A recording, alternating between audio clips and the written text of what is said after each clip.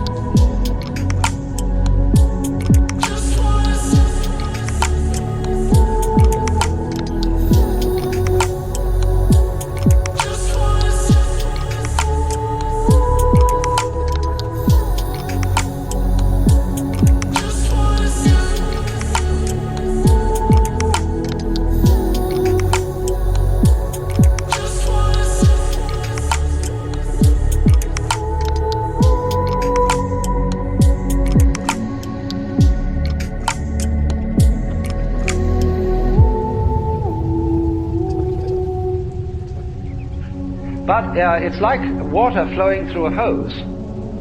It depends in which direction you point it. So everybody has the force running. And maybe the way in which you find the force of love operating in you is that you have a passionate like of booze, or ice cream, or automobiles, or good-looking members of the opposite sex, or even the same sex. But there is love operating. And people, of course, tend to distinguish between the various kinds of love. There are good kinds, such as divine charity, and allegedly bad kinds, such as, in quotes, animal lust. But it should be understood, I think, that they are all forms of the same thing. Everybody has it.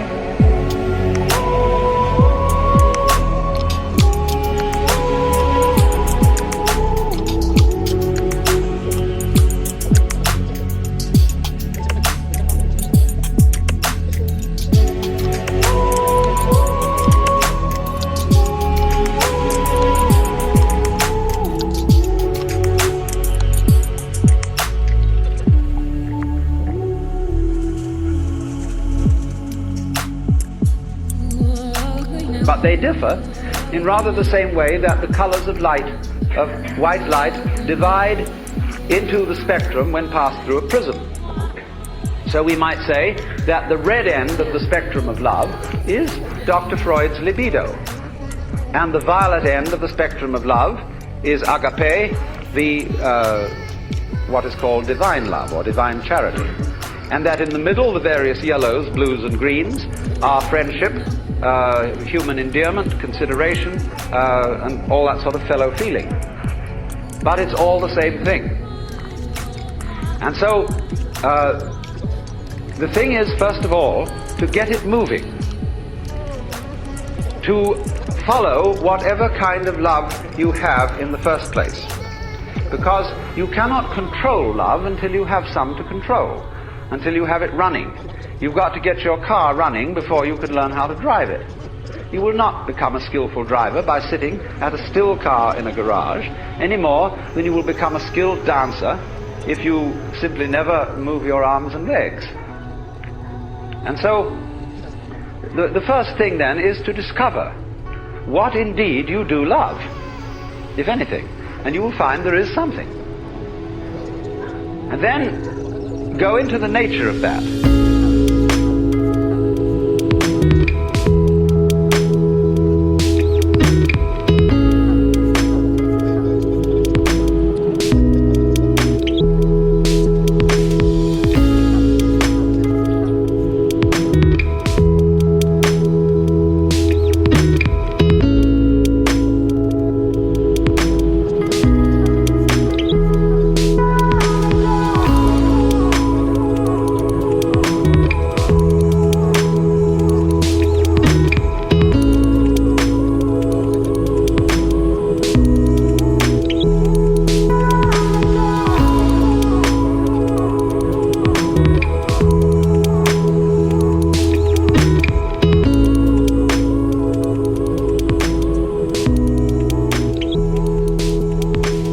Now, it's said that selfish people love themselves.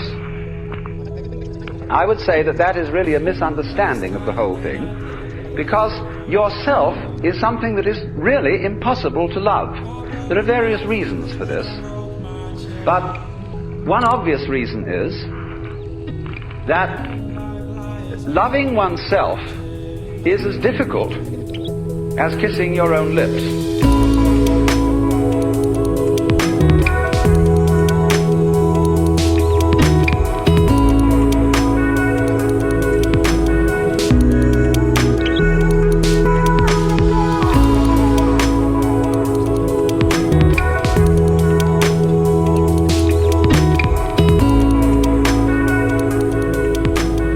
Oneself, when you try to focus on it, to love it or to know it, is oddly elusive. It always slips away like the pursued tail of a dog who is trying to get hold of his own tail. Now, to trust oneself to be capable of love, to bring up love, in other words, to function in a sociable way and in a creative way, is to take a risk. It's a gamble.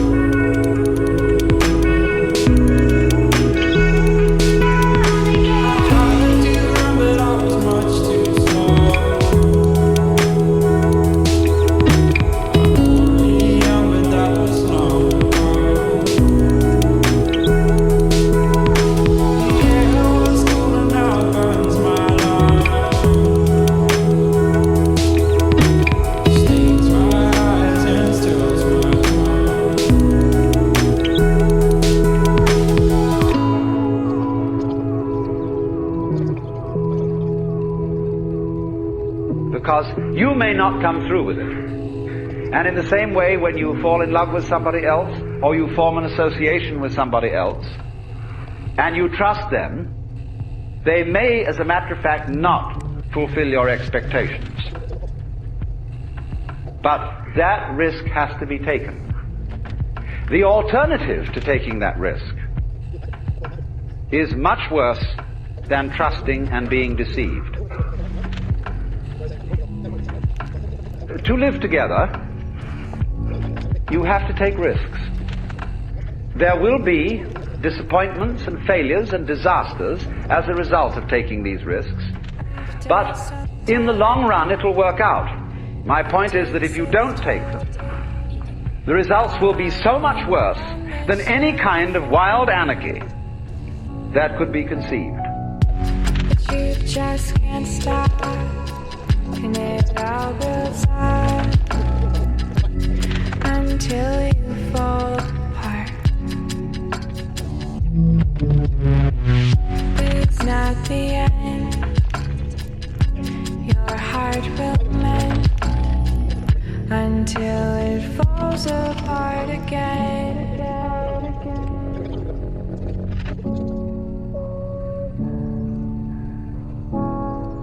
You see, here we are now as a highly disciplined human race, with all kinds of rules and religions, and what are we about to do? Blow ourselves completely to pieces.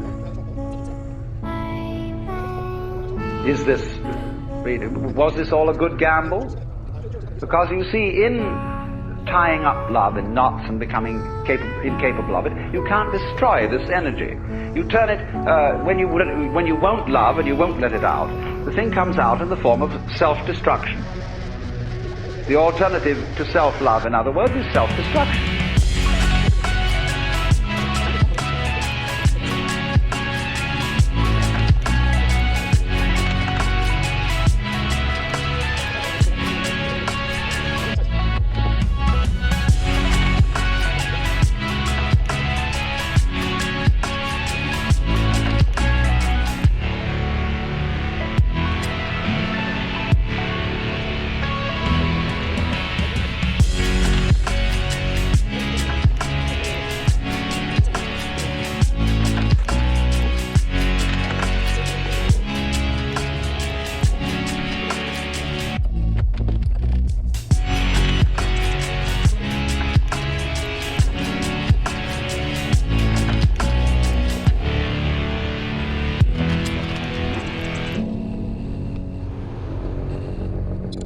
because you won't take the risk of loving yourself properly, you will be compelled instead to destroy yourself. So, which would you rather have? Would you rather have a human race which isn't always very well controlled and sometimes runs amok a little bit, but on the whole continues to exist with a good deal of honesty and delight when delight is available? Or would you rather have the whole human race blown to pieces and cleaned off the planet, reducing the whole thing to a nice scoured rock with no dirty disease on it called life? But I repeat the point that is necessary to understand this whole thing, that love is a spectrum. There is not, as it were, nice love and nasty love, spiritual love and material love, mature affection on the one hand and infatuation on the other. These are all forms of the same energy, and you have to take it and let it grow where you find it. If you find that only one of these forms exists in you, if at least you will water it, the rest of the plant will blossom as well. But the essential prerequisite from the beginning is to let it have its way.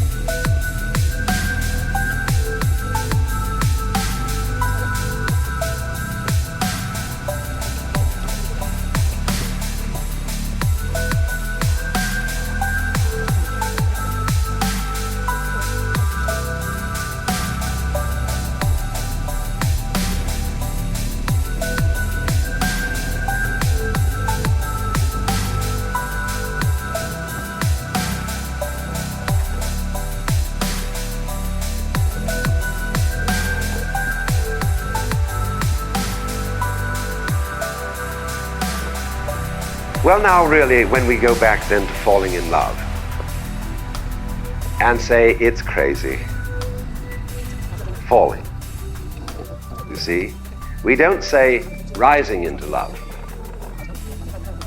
There is in it the idea of the fall. And it goes back, as a matter of fact, to extremely fundamental things. That there is always a curious tie at some point between the fall and the creation. Taking this ghastly risk is the condition of there being life.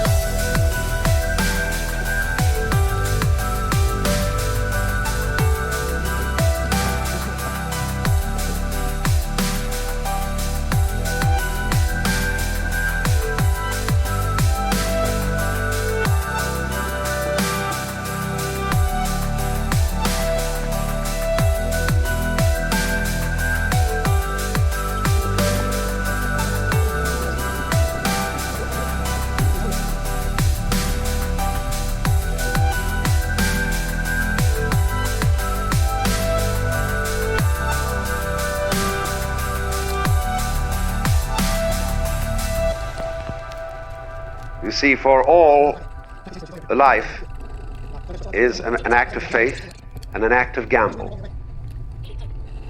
The moment you take a step, you do so on an act of faith because you don't really know that the floor is not going to give under your feet. The moment you take a journey, what an act of faith. The moment you enter into any kind of human undertaking in relationship, what an act of faith. See, you've given yourself up.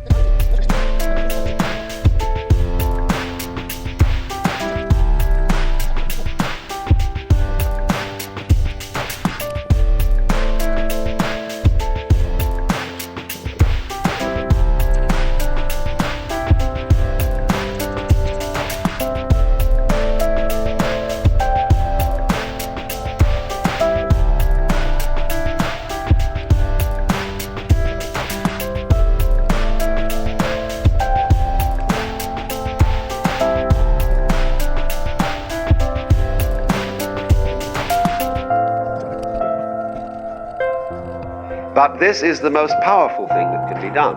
Surrender. See? And love is an act of surrender to another person. Total abandonment. I give myself to you. Take me. Do anything you like with me.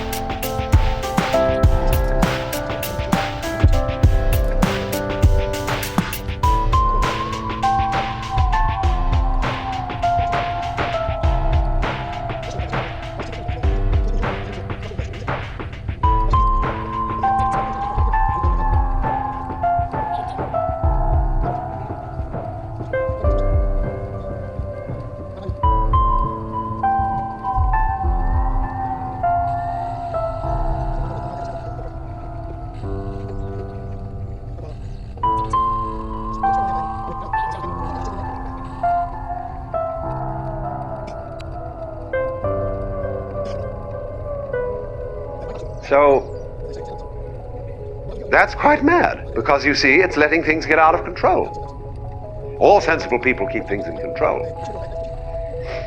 Watch it, watch it, watch it. Security, vigilance, watch it. Police, watch it. Guards, watch it. Who's going to watch the guards? So, actually, therefore, the course of wisdom, what is really sensible, is to let go, is to commit oneself, to give oneself up, and that's quite mad. So we come to the strange conclusion that in madness lies sanity.